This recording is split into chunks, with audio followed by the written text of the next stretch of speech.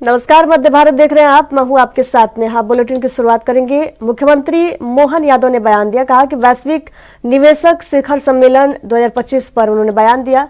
कहा कि वैश्विक निवेशक शिखर सम्मेलन 2025 से मध्य प्रदेश को बहुत ज्यादा लाभ मिलने वाला है।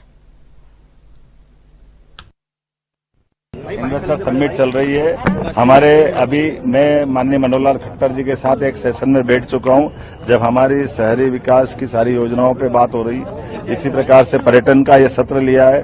अब मैं अपने और कई सत्रों में जा रहा हूं। मैं उम्मीद कर रहा हूं कि हमारे अलग अलग भारत सरकार के मंत्रीगण भी हमारी इस इन्वेस्टर समिट की शोभा बढ़ा रहे हैं, वो विस्तार से बात रख रहे हैं और निश्चित रूप से मध्य प्रदेश को इसका लाभ मिलेगा। हमारी पॉलिसी से समझेंगे। हमने तो सभी प्रकार से, धार्मिक भी है, शैक्षणिक भी है, मेडिकल भी है, टूरिज्म बहुत बड़ा है, सब प्रकार से बढ़ेगा। और केंद्रीय मंत्री गजेंद्र सिंह शेखावत ने बयान दिया, राज्य में पर्यटन क्षेत्र की संभावनाओं को देखते हुए मध्य प्रदेश सरकार ने पर्यटन क्षेत्र में निवेश के लिए विभिन्न प्रोत्साहनों की घोषणा की है। Global investor summit 2025 Madhya Pradesh में पर्यटन को बढ़ावा देने में बड़ी भूमिका निभाएगा।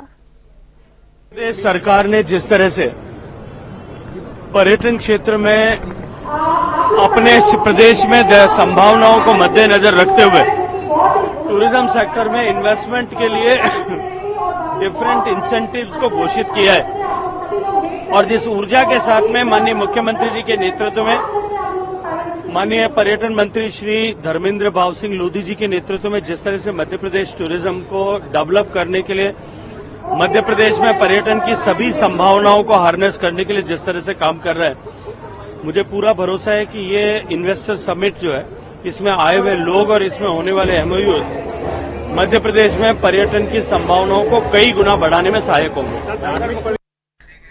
अंबिकापुर केंद्रीय जेल में बंद 1000 से अधिक कैदियों ने गंगा स्नान किया। प्रयागराज कुंभ से लाए गए गंगा जल से कैदियों ने शाही स्नान किया। अंबिकापुर केंद्रीय जेल प्रबंधन द्वारा शाही स्नान के लिए विशेष व्यवस्था की गई। जेल में बनाया गया था विशेष कुंड, पूजा पाठ भी करवाया गया। कुंड में डुबकी लगाकर कैदियों ने शाही स्नान किया है। अंबिकापुर जेल प्रबंधन ने गंगा जल कुंभ से मंगवाया था। मंत्रों उच्चारण के साथ कैदियों ने कुंभ के गंगा जल से शाही स्नान किया है। जेल में भक्ति भाव का माहौल देखने को मिला। प्रदेश के गृह मंत्री विजय शर्मा के विशेष पल पर कैदियों को जेल में ही कुंभ स्नान करने का मौका मिला।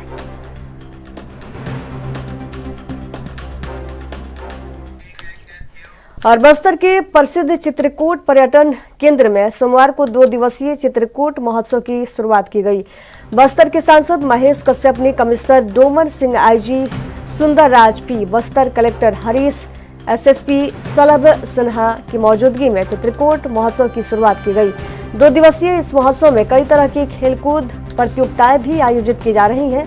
साथ ही स्थानीय और बाहर प्रदेश के कलाकारों के द्वारा सांस्कृतिक कार्यक्रमों की प्रस्तुति भी दी जाएगी।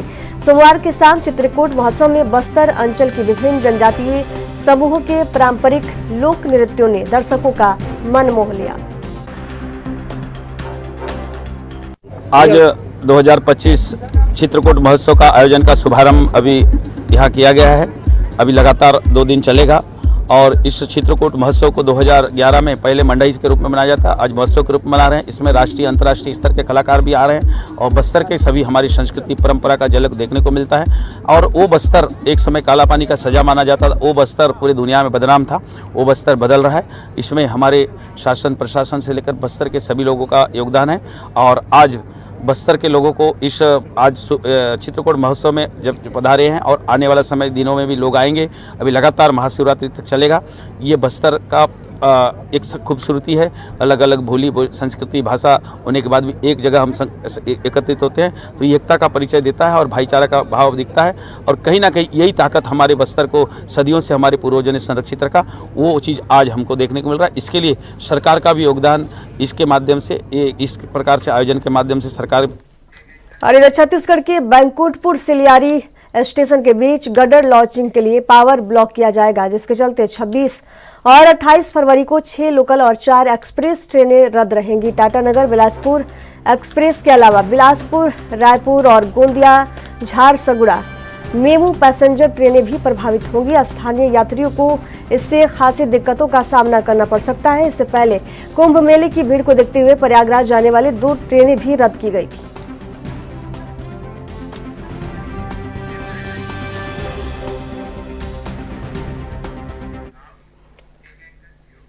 और केंद्रीय मंत्री गजेंद्र सिंह शेखावत ने कहा कि मध्य प्रदेश सरकार पर्यटन क्षेत्र में निवेश को बढ़ावा देने के लिए विभिन्न प्रोत्साहन दे रही है। उन्होंने ग्लोबल इन्वेस्टर समिट 2025 को पर्यटन विकास में महत्वपूर्ण भूमिका निभाने वाला कदम बताया है। नए निवेश से प्रदेश के पर्यटन को नई ऊंचाइयां मिलने की उम्मीद है।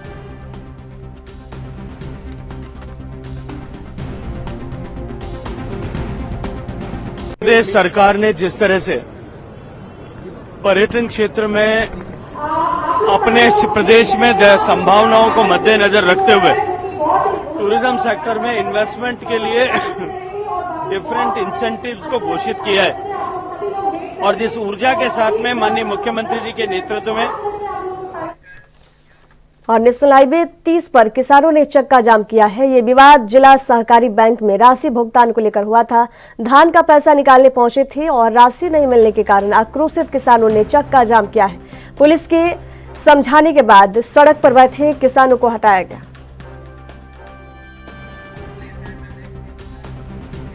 जिले के कोंडगांव में हुए समर्थन मूल्य पर सहकारी समितियों के माध्यम से खरीफ धान की खरीदी को बंद हुए 1 महीने होने को जा रहे हैं, लेकिन समितियों के माध्यम से खरीदे गए धान आज भी उपार्जन केंद्रों में डंप पड़े हुए हैं, जिसके चलते समिति से जुड़े लोगों को कई तरह की समस्याओं का सामना करना पड़ रहा है।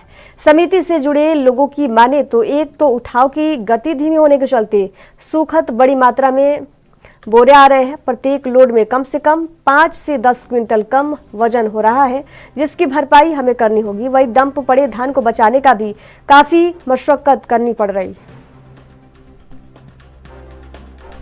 शासन के निर्देशानुसार 1 नवंबर 2024 से 31 जनवरी 2025 से 20,000 कुंटल करीबन धान खरीदी किया गया है। शासन द्वारा आज दिनांक तक सिर्फ 7,000 कुंटल ही उठाव किया गया है, जिसमें से 10 कुंटल शार्टेज आया है। शासन 72 घंटे में धान उठाव करने का दावा करती है। उपार्जन केंद्र में अभी 13,000 कुंटल धान शेष है।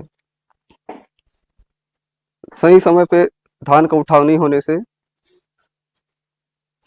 समिति को शार्टेज का सामना करना पड़ेगा। शासन द्वारा 72 घंटा में धान उठाव करने की दावा करती है, लेकिन आज 12 फरवरी पहुंच गया, अभी तक धान उठाव नहीं किया जा रहा है, जिससे उपार्जन केंद्र में 13,100 कुंटल धान शेष है। इससे समिति को आने वाले समय में शार्टेज की सामना करना पड़ा है। प्रशासन से निवेदन है कि धान का उठाव जल्द से जल्द करे ताकि समिति को शार्टेज का भरपाई। यहाँ देखो अभी 34,864 कुंटल 40 किलो खरीदी हुआ है आज तक, मतलब 31 जनवरी तक। मेरे यहाँ तो अभी 24 तारीख से खरीदी बंद हो गया है। धान उठने का नाम ही नहीं रह रहा, कोई मिलर से काट रहे हैं, नहीं संग्रहण काट रहे हैं। तो ऐसे में क्या मेरा धान जो लिए थे हम लोग अभी तक लिए हैं वाला क्या जितना भी माल गया है उसमें क्या सुकत उकत नुकसान हो जाएगा, और जो खरीदी प्रभारी है वो तो परेशान हो जाएगा। कहना ऐसी है कि माल उठेगा 1 हफ्ता में उठेगा, अभी उठेगा, अभी ऐसे बोलते थे। फरवरी बीत गया तो भी कहीं सामान जा ही नहीं रहा है, ना कोई मिलर से काट रहा है, ना कहीं संग्रहण काट रहे हैं। पानी उनी भी गिरेगा तो भी झिल्ली उली का व्यवस्था है, सब डैमेज उमेज भी रखे हैं नीचे, सब चीज का व्यवस्था होने के लिए है। बस मात्र क्या डीओ नहीं कट रहा है, यही परेशानी है। बाद में क्या जो खरीदा है उनके ऊपर फिर बाद में नुकसान हो जाता है। अभी हम लोग तो काटे जितना भी जल्दी हो सके तो उतना माल उठे तो सुखत उखत का नुकसान नहीं होगा। और अभी फरवरी बीत रहा है तो भी यदि धान उठने का नाम ही नहीं है। कल के दिन में हमको ही बोलेंगे कि सुखत आने से कि अपना जिम्मेदारी खुद उठाओ, ऐसा बोल देते हैं। कोंडागांव जिले में 31,24,000 कुंटल धान की खरीदी हुई है, जिसमें से 16,42,000 कुंटल धान का उठाव हो चुका है। वर्तमान में 24,78,000 कुंटल समितियों में शेष है, जिसका निरंतर उठाव कार्य प्रगतिरत है। टीओ और डीओ के माध्यम से उठाव करा लिया जाएगा।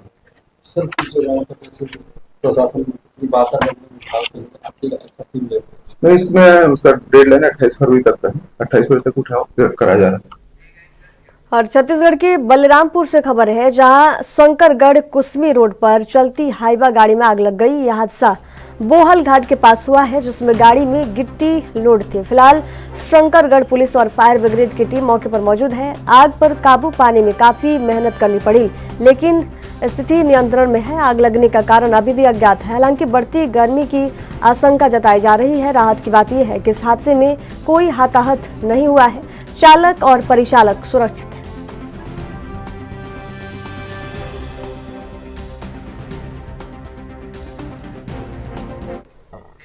और छत्तीसगढ़ के अंतागढ़ से ये जानकारी है, जहां सांसद भोजराज के फॉलो वाहन ने एक भीषण सड़क हादसे को अंजाम दे दिया है। इस हादसे में 2 लोगों की मौत हो गई है, जबकि एक गंभीर रूप से घायल हो गया।